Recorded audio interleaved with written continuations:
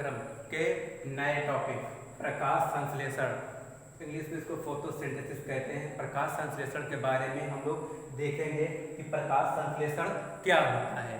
तो प्रकाश संश्लेषण की इसकी जो प्रकाश संश्लेषण होता है इसकी परिभाषा क्या होती है, प्रकाश संश्लेषण है क्या। प्रकाश संश्लेषण को पढ़ने से पहले इसकी परिभाषा हम लोग देख लेंगे, यानी कि डेफिनेशन, परिभाषा क्या होती है प्रकाश संश्लेषण की। तो प्रकाश संश्लेषण होता क्या है, तो इसकी परिभाषा क्या है, तो इसकी परिभाषा है सूर्य के प्रकाश में पौधे के हरे भागों में उपस्थित पर्णहरित क्लोरोफिल की सहायता से कार्बन डाइऑक्साइड व जल के संयोग से शर्करा आदि कार्बोहाइड्रेट के बनने की क्रिया को प्रकाश संश्लेषण फोटोसिंथेसिस कहते हैं। प्रकाश संश्लेषण एक जैव रासायनिक अभिक्रिया है या एक जैव रासायनिक अभिक्रिया है।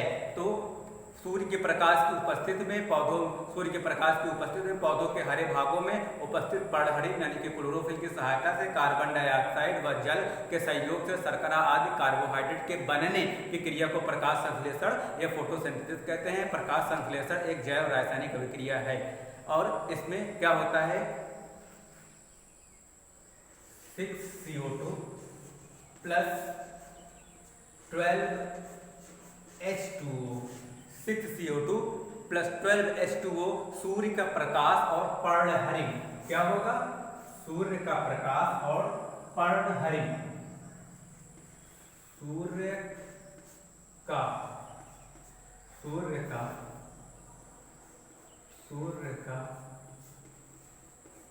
प्रकाश और क्या होगा उपस्थित पर्णहरित यानी कि क्लोरोफिल इंग्लिश में बोलेंगे इसको, पर्णहरित।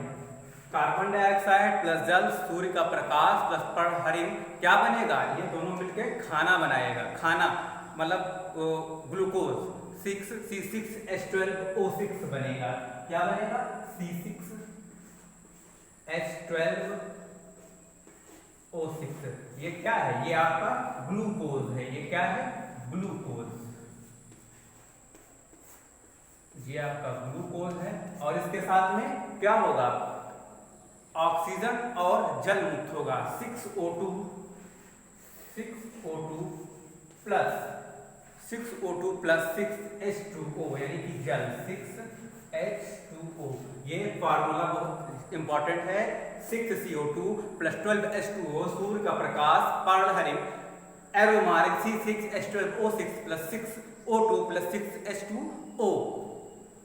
ये एक परिभाषा थी। इसकी एक और परिभाषा है, दूसरी परिभाषा भी आप लोग लिख सकते हैं पेपर में। वो क्या है, यानी कि सूर्य में जल प्रकाश, पर्णहरित तथा कार्बन डाइऑक्साइड की उपस्थिति में कार्बोहाइड्रेट के निर्माण को प्रकाश संश्लेषण कहते हैं।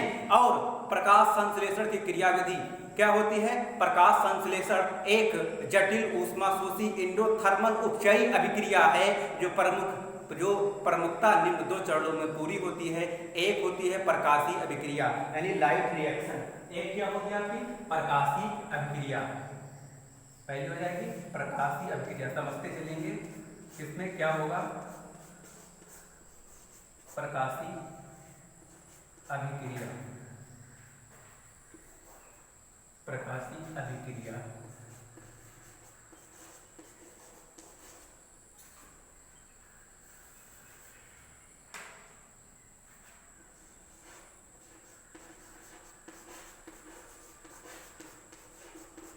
ये होगा प्रकाशीय अभिक्रिया, इसको समझेंगे इसमें क्या होगा। तो प्रकाशीय अभिक्रिया में क्या होगा, प्रकाशीय अभिक्रिया का अध्ययन सर्वप्रथम हिल नामक वैज्ञानिक ने किया था। किसने किया था, हिल नामक वैज्ञानिक ने।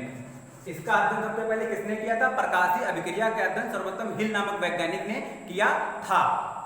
इसलिए इसे हिल अभिक्रिया भी कहते हैं। प्रकाशीय अभिक्रिया हरित लवकों यानी क्लोरोप्लास्ट के ग्रेनम में होती है। ये किसमें होती है, क्लोरोप्लास्ट के ग्रेनम में, हरित लवक के ग्रेनम में होती है। प्रकाशीय अभिक्रिया में यह ऊर्जा एटीपी में संचित हो जाती है। प्रकाशीय अभिक्रिया में प्रकाश ऊर्जा का रूपांतरण रासायनिक ऊर्जा में होता है और यह ऊर्जा एटीपी में संचित हो जाती है। इस क्रिया को फोटोफॉस्फोरिलेशन कहते हैं। क्या कहते हैं? फोटोफॉस्फोरिलेशन कहते हैं। फिर से मैं बताऊंगा इसको, फोटोफॉस्फोरिलेशन कहते हैं। फोटोफॉस्फोरिलेशन कहते हैं। इस अभिक्रिया को फोटोफॉस्फोरिलेशन कहते हैं। ये क्या है? फिर से समझिए, प्रकाशीय अभिक्रिया में होगा। प्रकाशीय अभिक्रिया का अध्ययन सर्वप्रथम हिल नामक वैज्ञानिक ने किया था, इसलिए इसे हिल अभिक्रिया भी कहते हैं। प्रकाशीय अभिक्रिया हरित लवक के ग्रेनम में होती है। प्रकाशीय अभिक्रिया में प्रकाश ऊर्जा का रूपांतरण रासायनिक ऊर्जा में होता है और यह ऊर्जा एटीपी में संचित हो जाती है। इस क्रिया को फोटोफॉस्फोरिलेशन कहते हैं। यानी क्या होगा? यानी केमिकल रिएक्शन होगा ADP plus photophosphorylation PO4 minus 4 thrice PO4 plus ऊर्जा ये रिएक्शन है, लिख लीजिए, इंपॉर्टेंट है। प्लस ऊर्जा प्लस एटीपी प्लस PO4 का होल थ्राइस, यहां पर होगा माइनस, प्लस ऊर्जा प्लस एटीपी। इसको कहेंगे फोटोफॉस्फोरिलेशन। क्या कहेंगे? इसको कहेंगे phosphate ion. PO4 phosphate ion. क्या होगा? फॉस्फेट आयन PO4, ये होगा फॉस्फेट आयन। और एक रिएक्शन और होगा, वो है H2O और क्या होगा? ऊर्जा। H2O ऊपर ऊर्जा 2H ion plus half O2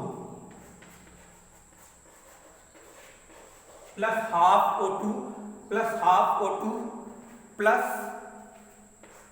electron विसर्जित होंगे, इलेक्ट्रॉन निकलेंगे। ये था आपका फोटोफॉस्फोरिलेशन का रिएक्शन। इसमें जो केमिकल होते हैं और प्रकाशीय अभिक्रिया बता दें, हरित लवक के ग्रेनम में होती है और हिल नामक वैज्ञानिक ने प्रकाशीय अभिक्रिया को सबसे पहले किया था। इसके आगे की बात करेंगे।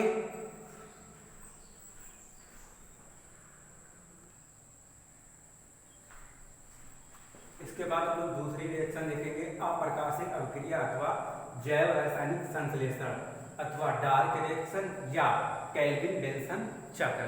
तो इसमें क्या होगा? इस अभिक्रिया में प्रकाश की आवश्यकता नहीं होती।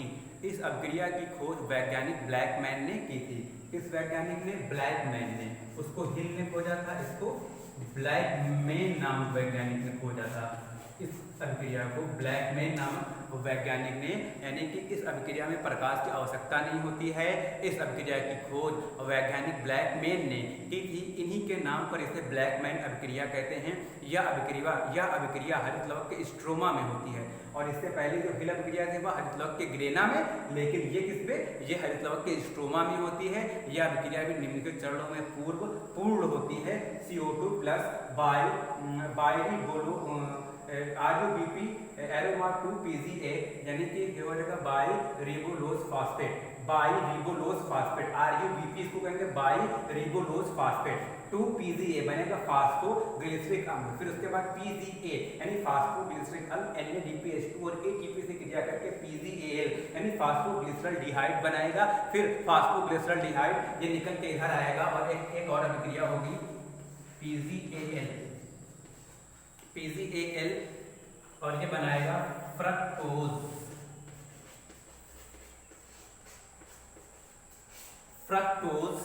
डाइफॉस्फेट शर्करा।